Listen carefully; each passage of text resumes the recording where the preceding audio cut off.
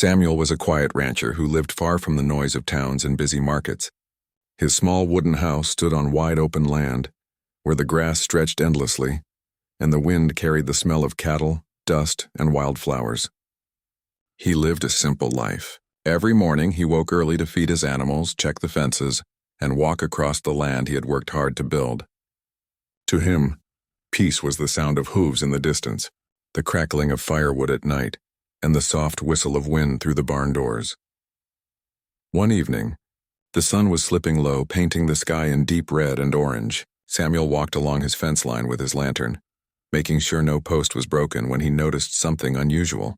At first he thought it was just a shadow, perhaps a fallen branch or a lump of earth. But as he came closer, his lantern light caught the figure of a man lying near the ground, his body still, his clothes torn, and dark stains on his chest. Samuel stopped in shock. It was not just any man, but a tribesman, his skin painted with markings, his long hair tangled with dust. The man was wounded, breathing heavily as if each breath was a struggle. For a moment Samuel hesitated. On the frontier, stories were told of fights between settlers and tribes. Many ranchers would have turned away, afraid of trouble, but Samuel felt a pull inside his heart. He could not leave a wounded soul to die alone in the dirt. Kneeling down, he placed his hand near the man's mouth and felt the weak breath. His eyes opened just enough to reveal the sharp strength of a leader, but they closed again in exhaustion. Samuel made his choice. He lifted the man carefully, even though the weight was heavy on his shoulders, and carried him back toward his cabin. The night air grew colder as Samuel pushed his door open and laid the stranger on his wooden bed. His cabin was simple, just a bed, a table, some chairs, and shelves with old tools and books. But it was warm, with a fire glowing in the hearth. Samuel lit more candles and quickly brought a basin of water. He tore strips from an old shirt and cleaned the wounds on the man's chest and arm. The bleeding had slowed, but the skin was torn and bruised. Samuel worked slowly, speaking softly, though he knew the man did not understand his language. "There now. You'll be all right. Just rest," he whispered, as if talking to one of his animals after tending an injury. After wrapping the wounds, Samuel went to the stove and stirred the pot of stew he had left earlier. It was a simple meal of beans, potatoes, and a bit of dried meat, but the smell filled the room with comfort. He placed a bowl on the table and then sat down beside the bed. He wondered what had brought this man so far, what kind of battle had left him broken on his land. Hours passed. The rancher dozed off in his chair, the crackling of firewood filling the silence. At last he heard movement. The wounded man slowly opened his eyes.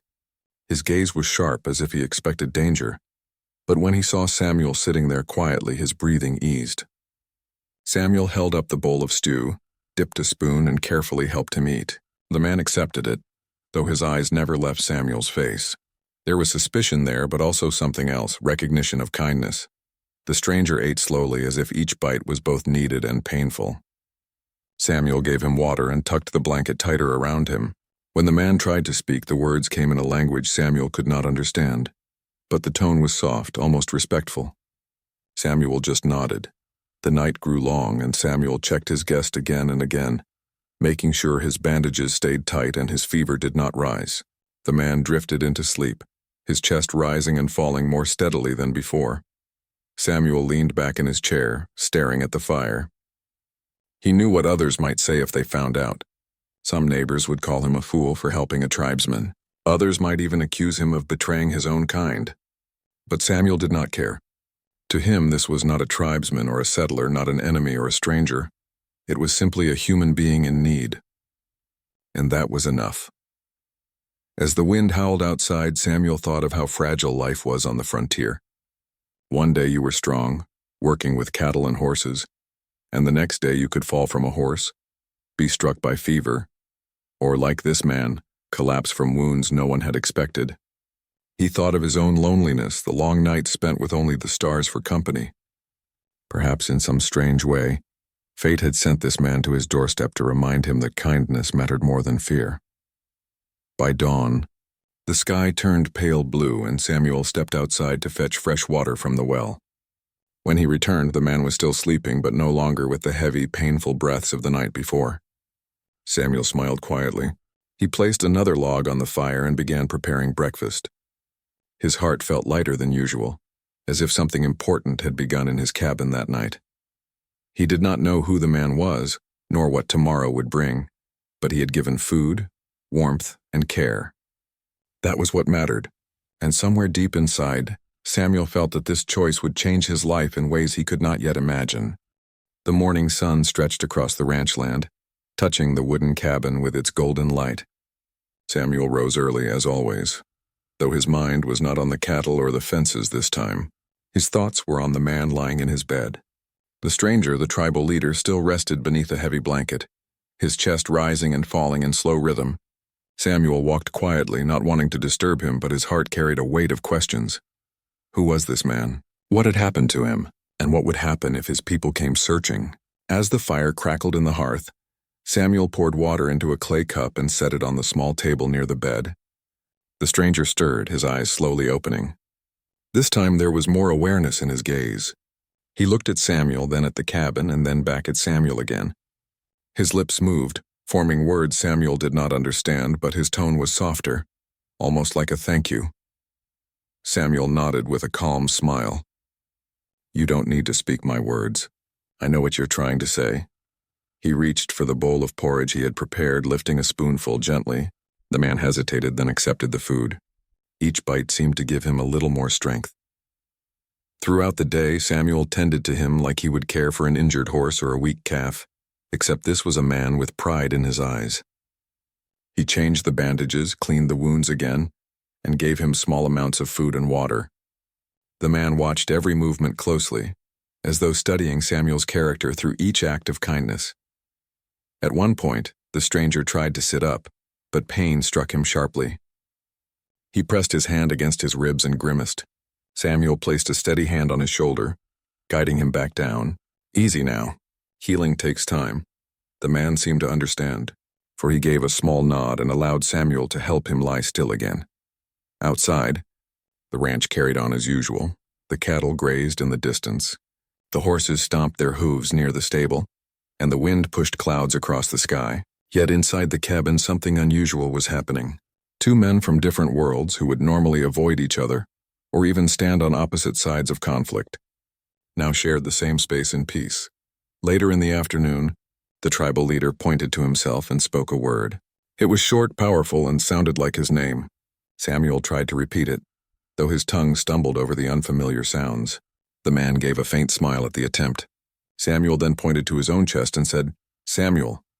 The leader repeated the name slowly, his deep voice carrying weight. From that moment, they had a beginning of understanding. They might not share the same language, but they shared the simple act of knowing each other's names. Samuel continued with his daily chores, but kept an eye on his guest. He milked the cow, fetched firewood, and checked the fence posts. Each time he returned, the leader seemed stronger. By evening, he was able to sit up for longer moments, sipping broth while his sharp eyes wandered around the cabin. He touched the rough blanket, the wooden walls, and the old rifle hanging above the door. His face did not show fear, only curiosity. When night returned, the two men sat quietly near the fire. Samuel smoked his old pipe, while the leader sat wrapped in the blanket, staring into the flames. Neither spoke, but the silence was not heavy. It was almost as though they communicated through presence alone. Samuel thought about the stories he had heard growing up. Other ranchers had warned about tribes, calling them dangerous or unfriendly. But here in his cabin, sitting across from him, was not a danger. It was a man with scars, a man who carried burdens, just as Samuel himself carried his own. The leader seemed to sense Samuel's thoughts. At one moment he lifted his hand, placed it against his chest where the wounds were healing, and then extended his palm outward as if to say, "You saved me." Samuel nodded slowly, understanding without words. As the fire burned low, Samuel added another log. He looked at his guest and said softly, "You are safe here. No harm will come." The man closed his eyes briefly as though acknowledging the promise.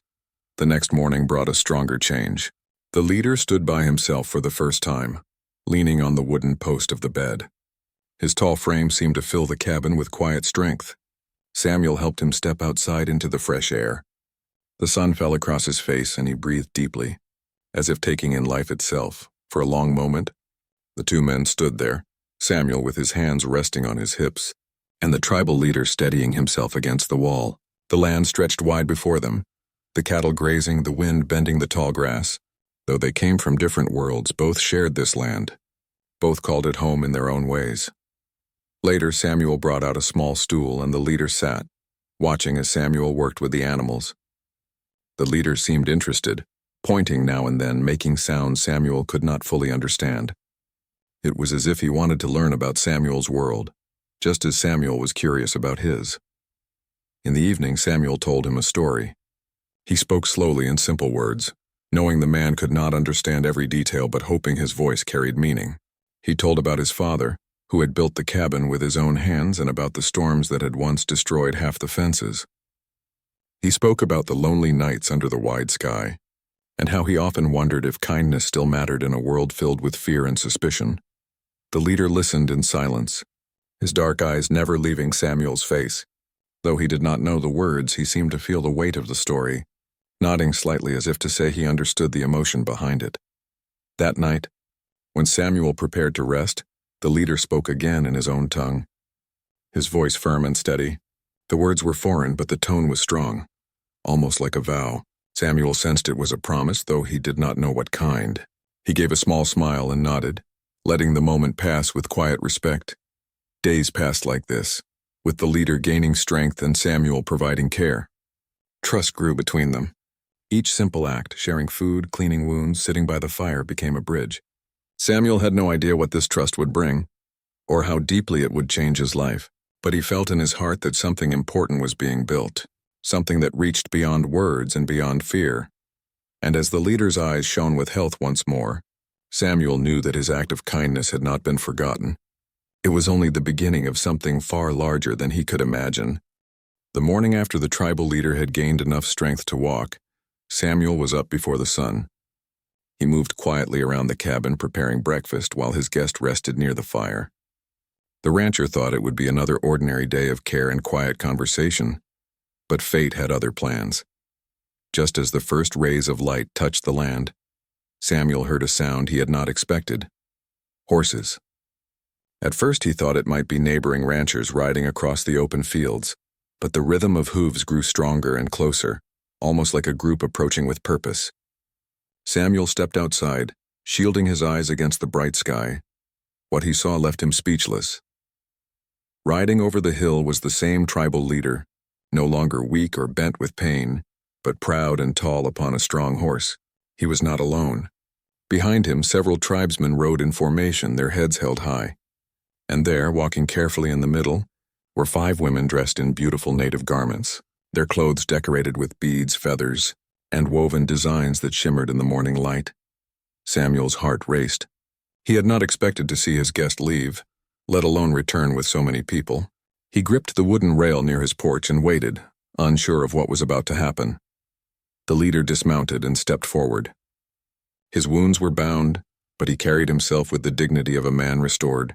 His eyes met Samuel's, and for a moment the silence between them was filled with unspoken meaning. He raised his hand, palm open, a gesture of peace. Samuel returned the gesture, nodding slightly, though confusion filled his mind. Then the leader turned and motioned for the women to step forward. They did so with quiet grace, their eyes lowered in respect. The leader spoke in his language, the words rolling firmly like an announcement. Though Samuel could not understand, the meaning became clear as the leader gestured to the women, then to Samuel. Samuel froze. His guest was offering them to him as a gift. The rancher's breath caught in his chest. His mind spun. In his culture, kindness was returned with words of thanks or perhaps a handshake. But here before him was a gesture from another world, a gift of deep honor. These women were not meant as servants or prisoners. No, Samuel realized, they were a living symbol of gratitude, a way for the tribe to show the highest respect for the man who had saved their leader's life. The women stood silently, their presence dignified. The morning breeze lifted strands of their dark hair as they waited, their eyes watching Samuel carefully. Behind them, the tribesmen sat still on their horses, their expressions calm yet serious. To them, this was not strange. It was tradition, a custom of showing honor through offering. Samuel's heart pounded. He was a man of principle, a man of quiet life. He had no desire for such a gift. But at the same time, He feared that refusing might insult the leader, undoing the bond of trust they had built. He cleared his throat, his voice low as he spoke, though he knew they did not understand his words. I cannot take this. I gave you food, care, nothing more. That is enough. The leader tilted his head, his sharp eyes studying Samuel's face. He said something to his men, and they murmured in response. Then he looked back at Samuel, repeating the gesture of presenting the women. Samuel felt the weight of the moment pressing on him. He did not want to appear ungrateful. He did not want the tribe to think he rejected their respect. Yet his conscience told him he must remain true to who he was. Slowly, Samuel stepped forward. He placed his hand on his chest, then shook his head gently. The women watched quietly, their faces calm as if they already understood what his answer would be. Samuel then turned to the leader, meeting his eyes. He pointed toward the sky, the land, and then placed his hand over his heart again. His voice trembled but carried steady meaning. Friendship. That is enough, no gifts, only peace between us. The leader stood silently for a long moment. His expression was unreadable, his deep eyes steady on Samuel's. The tribesmen behind him whispered among themselves, waiting for their leader's decision. Finally, the leader lifted his chin. Slowly he smiled, not a broad smile but a quiet, respectful one. He nodded once firmly as if to say he understood Samuel's choice. He turned to the women and spoke to them. They stepped back, bowing their heads slightly toward Samuel, then returned to stand near the horses. The tension that had filled the air melted away. The leader reached forward, grasping Samuel's hand firmly in his own. His grip was strong, carrying both respect and finality. No words were needed. The message was clear. The gift was refused, but the honor remained. The tribesmen let out a cry of approval, a short chant that echoed across the open land. It was not a cry of anger, but one of recognition. Samuel's refusal, far from being an insult, had become another act of strength. To reject such a gift and instead ask for peace, that showed a heart worthy of respect. The women mounted their horses again, and the group prepared to depart. The leader lingered a moment longer. He looked back at Samuel, his gaze holding weight. He spoke a final word, his voice deep and steady, then pointed to the horizon and to Samuel's chest, as if promising that this bond would not be forgotten. Samuel stood still as the group rode away, the sound of hooves fading into the distance. His heart was heavy with emotion, relief, respect, and a strange sense of destiny. He had not expected any of this when he first found the wounded man by his fence.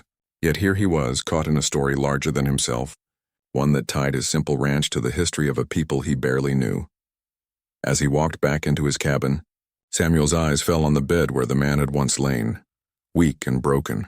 He thought of the food he had given, the water, the fire's warmth. Such small things, yet they had led to something powerful. He sat by the hearth, staring into the flames. For the first time in years, he felt less alone.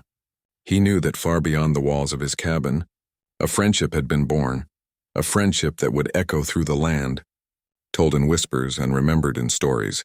The next day, Samuel went about his chores as usual, but his heart carried a new lightness. Each time he looked at the horizon, he thought of the leader and the tribe. He knew they would remember him, just as he would remember them. And though the women had returned with their people, Samuel did not see refusal. Instead, he saw honor. For in choosing peace over possession, he had gained something far more valuable, the respect of an entire tribe. The ranch was quiet again, the same as it had always been. But Samuel knew that nothing would ever truly be the same again. After the tribal leader and his people had ridden away, Samuel stood on his porch for a long while, staring into the distance. The sound of hooves faded, leaving behind only the whisper of the wind across the open land. The ranch looked the same as before, cattle grazing slowly, fences standing tall, birds circling above. But Samuel knew something had changed. His life, once quiet and simple, had crossed paths with a story much larger than himself. That evening, as the fire glowed inside his cabin, Samuel replayed the morning in his mind.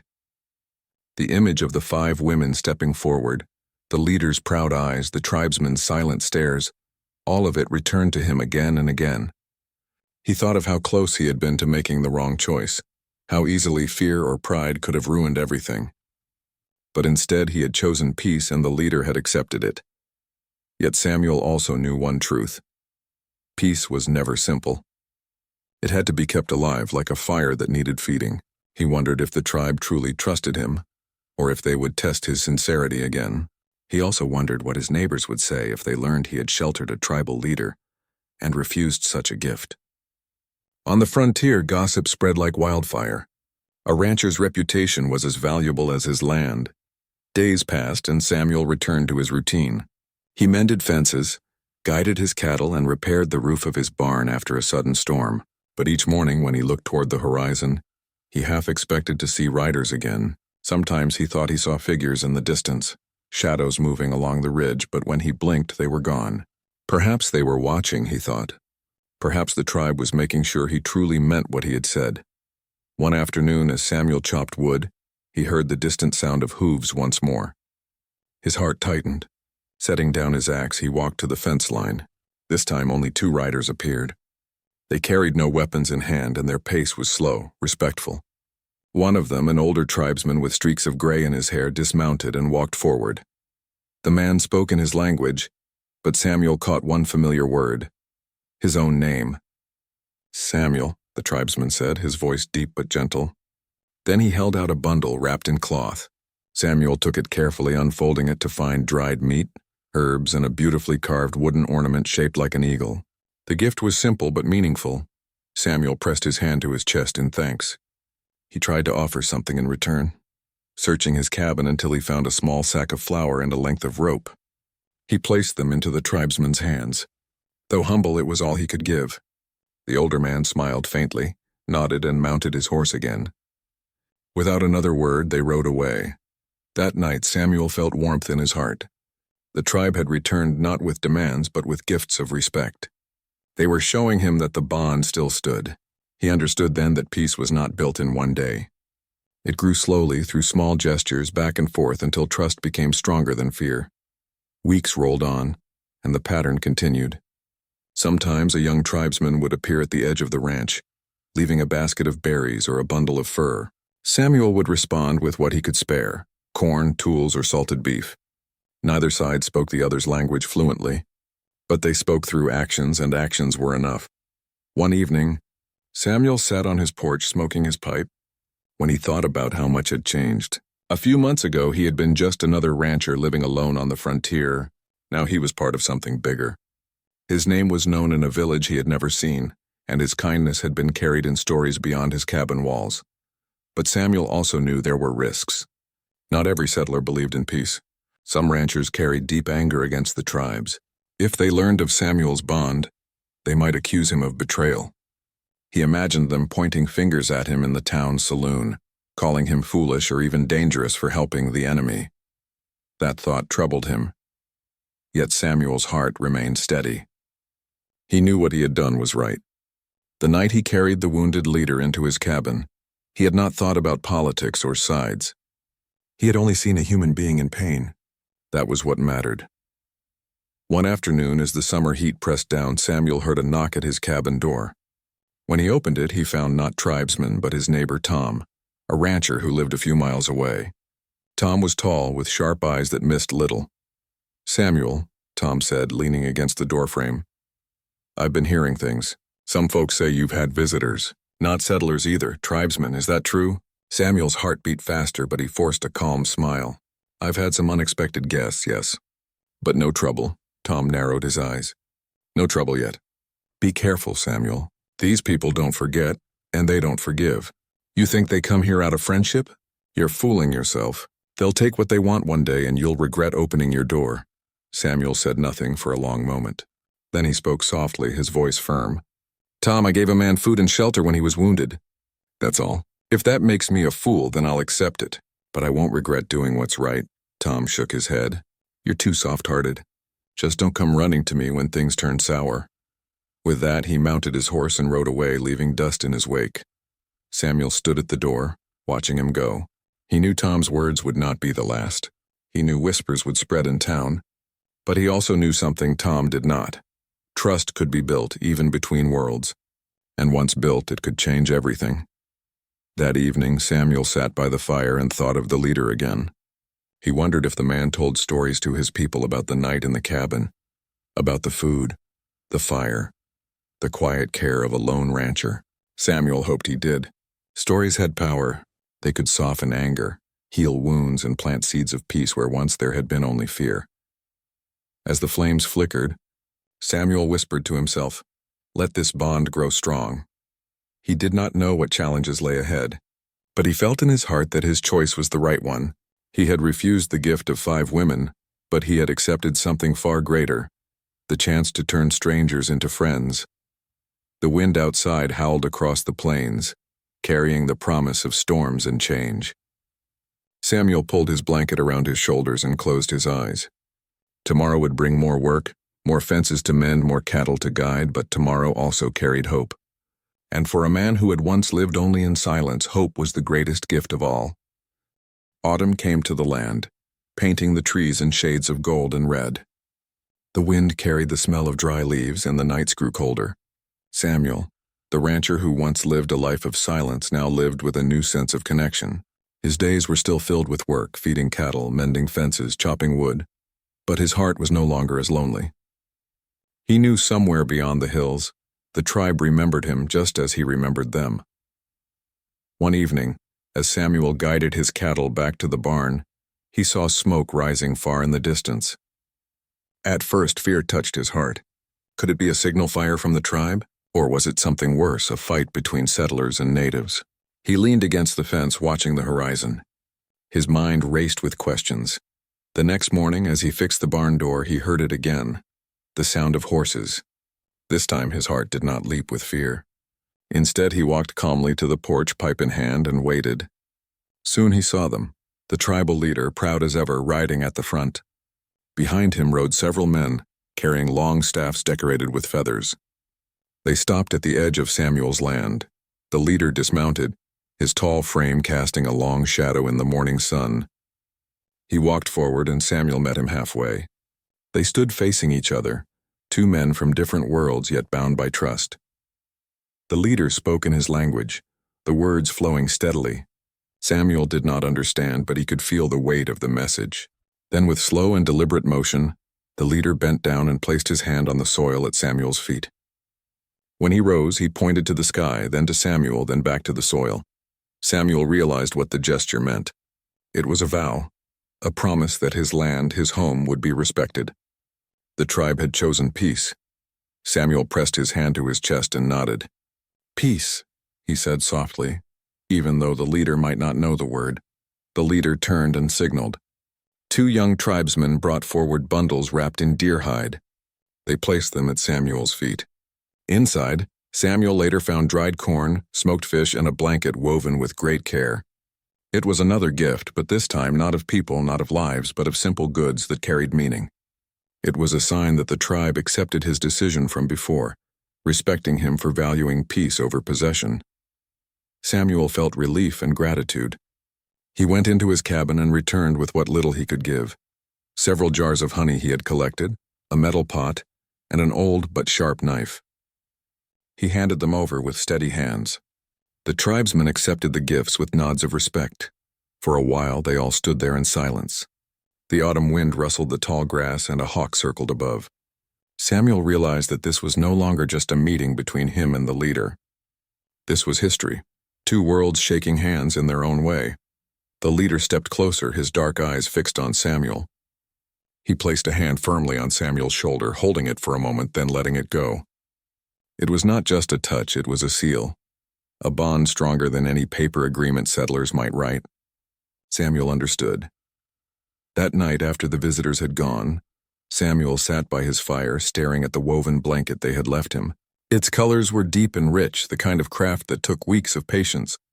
He ran his fingers over the threads and thought of the trust it represented. He remembered the first night when he found the leader wounded and near death.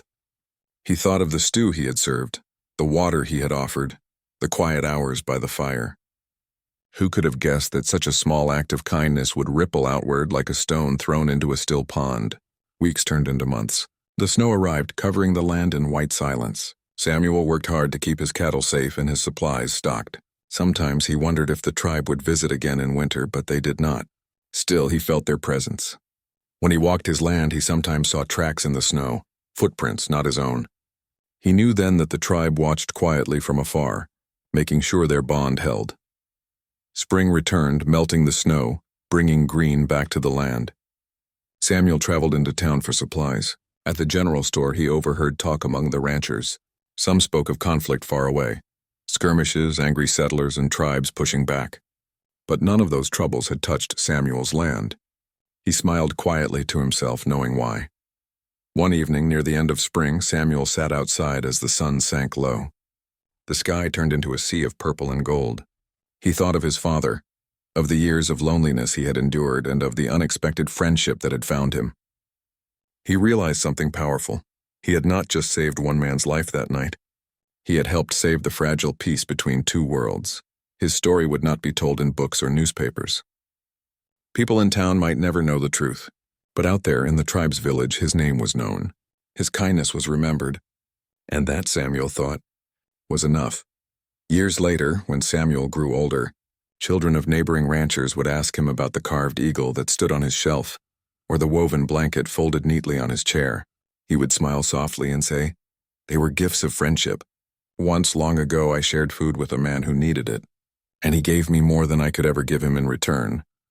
The children would listen with wide eyes, not fully understanding, but Samuel knew the lesson would live on. Kindness, he thought, had a way of reaching beyond borders, beyond languages, beyond fear. That was the legacy he left behind. Not cattle, not land, not riches, but a story of a rancher who fed a wounded leader, and how that single act of compassion grew into something greater than either of them could have imagined. And so, in the quiet of his ranch under the endless sky, Samuel found peace not just for himself, but for all those whose lives had been touched by that one night of kindness.